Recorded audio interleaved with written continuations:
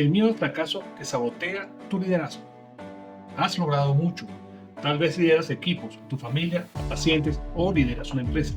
Pero hay una traba silenciosa que te acosa constantemente. El miedo.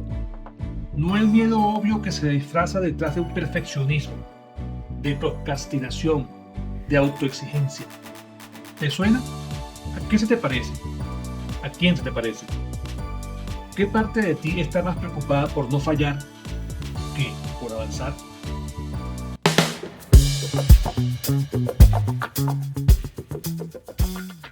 En la primera parte de este video exploramos 3 errores silenciosos pero letales. Creer que aprender es igual a transformarse. 2. Sostener narrativas que ya no sirven. 3. Esperar cambios repentinos sin haber renovado la mente. Si alguno de ellos te resonó, ya diste un paso especial y quizás el más importante, reconocerte en tus ciclos. Ahora, en esta segunda parte, vamos con los 4 errores restantes. Y el primero de ellos, que sería el cuarto del total general. Error 4. Convertir el error en identidad. No es lo mismo fallar que ser un fracaso. Pero muchos profesionales empiezan a confundir los resultados con su valor personal. ¿Cuántas veces te has dicho, no sirvo para esto, solo porque algo no salió bien? Como explica Brene Brown en Los dones de la imperfección, la vergüenza es esa voz interna que susurra en silencio pero con fuerza, no eres suficiente. Y no habla de lo que hiciste, sino de lo que eres. Y eso no es lo peligroso. Empezamos a creer que si algo falló, entonces nosotros somos un fracaso. ¿Y la salida? Cultivar la compasión hacia uno mismo. Eso no significa justificar errores, sino dejar de definirnos por ellos. Es decirte, fallé, pero sigo siendo digno. Y desde ahí volver a intentarlo con humildad y fuerza.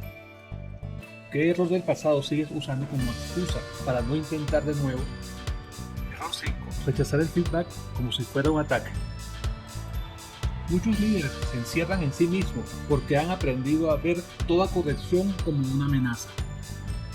Creen que si alguien les señala algo, los está invalidando o poniendo en duda su valor. Pero el feedback, cuando es auténtico, no es un juicio, es un espejo que refleja lo que a veces tú mismo no puedes ver. Recibirlo con apertura es un acto de valentía y evolución. Porque quien escucha con humildad crece. Y quien se defiende de todo se estanca en su propia armadura emocional. La forma en que respondes a una observación revela más de tu madurez que de tu currículum. ¿Qué posibilidad estás perdiendo por no querer verte desde los ojos del otro? Jesús en Mateo 11:15 dijo, el que tiene oídos para oír, que oiga. Escuchar de verdad es un acto espiritual.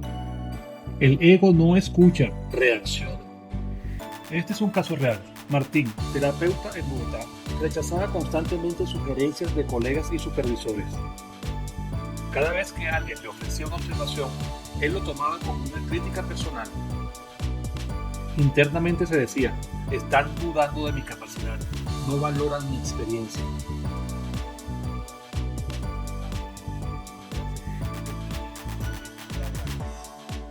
En sesiones de coaching ontológico, Martín descubrió algo revelador.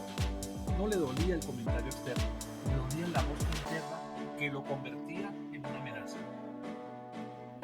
Su observador estaba atrapado en una creencia, si fallo, dejo de valer.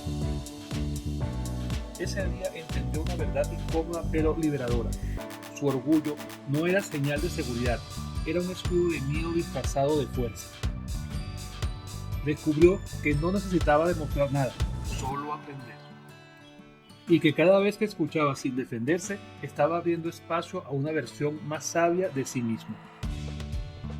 Ese cambio no solo transformó sus conversaciones, lo transformó a él. Empezó a ver a los demás con menos juicio, porque se estaba mirando a sí mismo con más compasión. Y desde ahí reconstruyó vínculos, recuperó energía y sobre todo recuperó la humildad de quien sabe que crecer es más importante que tener la razón. ¿Qué parte de ti se defiende antes de escuchar? Error 6. Hacer sin ser. Muchos líderes caen en la trampa de la hiperproductividad. Hacen, logran, ejecutan, pero no se detienen a preguntarse, ¿desde qué lugar interno lo estoy haciendo? ¿Desde el miedo a no valer? ¿Desde la ansiedad de no ser suficiente? Y es ahí donde empieza el desgaste. Porque cuando haces sin revisar tu ser, el cuerpo se agota, el alma se vacía y el propósito se diluye. El burnout no es solamente un exceso de trabajo, es carencia de sentido. Hacer sin ser es como construir una casa sin cimientos. Puede verse bien desde fuera, pero al primer temblor se viene abajo. Por eso, antes de correr hacia tus metas, pregúntate, ¿quién está corriendo? ¿Desde qué emoción? ¿Desde qué creencia? Porque cuando tu hacer nace de un ser conectado, presente y claro, lo que logras no es solo más sostenible, también es más verdadero. Echeverría, en su libro Ontología del lenguaje, lo resume con precisión. El hacer tiene sentido solo cuando está en coherencia con el ser que lo sustenta. ¿Y qué significa esto? Que tus acciones no tienen verdadero impacto si no están alineadas con quién eres.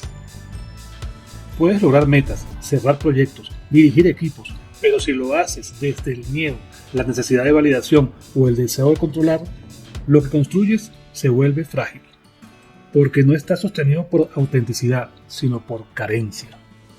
Te doy un ejemplo real. Pedro, gerente de una multinacional en Lima, se volcó por años el trabajo. Todo lo hacía desde el hacer, más horas, más control, más resultados. Pero nunca se detenía a revisar quién estaba haciendo en ese proceso. Terminó con ansiedad crónica, relaciones rotas y un sentimiento de vacío que ningún logro podía llenar. En las sesiones de coaching descubrió que actuaba desde una identidad que creía que debía demostrar su valor todo el tiempo. Cuando comenzó a reconectar con su propósito y a actuar desde ahí, su ritmo de vida cambió. Lograba más, haciendo menos y sobre todo sintiéndose en paz. Ese es el poder de alinear tu ser con tu hacer. Porque cuando eso ocurre, no solo logras resultados, sino que los disfrutas y los sostienes.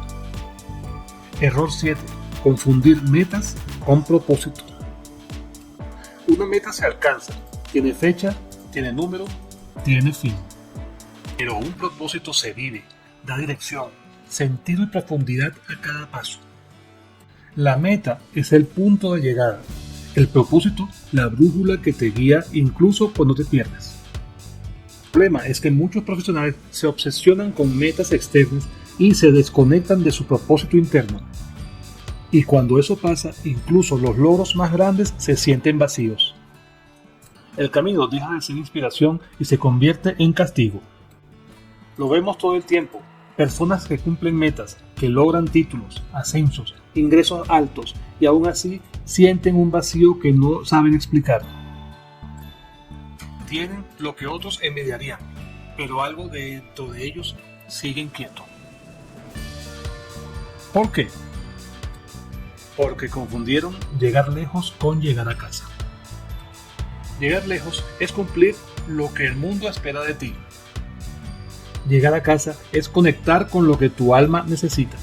¿Qué vas a hacer distinto a partir de esta semana que te conecte con tu propósito? Si quieres que profundicemos en alguno de estos temas, déjalo en los comentarios colocando al final la palabra raíz para saber que estás interesado en ampliar ese tipo de contenido. Comparte este video con alguien que conozca que necesita soltar el miedo para avanzar.